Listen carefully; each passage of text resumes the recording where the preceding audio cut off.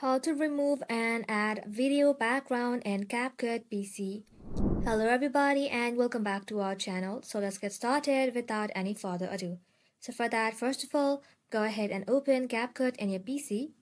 Once you open the CapCut, simply go ahead and select the background as well as the photo. So let's say I want to remove the background of this photo right over here. So for that, you want to go ahead and select it and then simply tap on remove background under video. So inside remove background, tap on auto removal, and just like so, the background will get removed. Now in order to add background in CapCut, go ahead and tap on the background, drag it right over here, and you want to make sure that your photo is above the background. So just like that, select it and make the adjustment. And that is simply how you can remove and add video background in CapCut.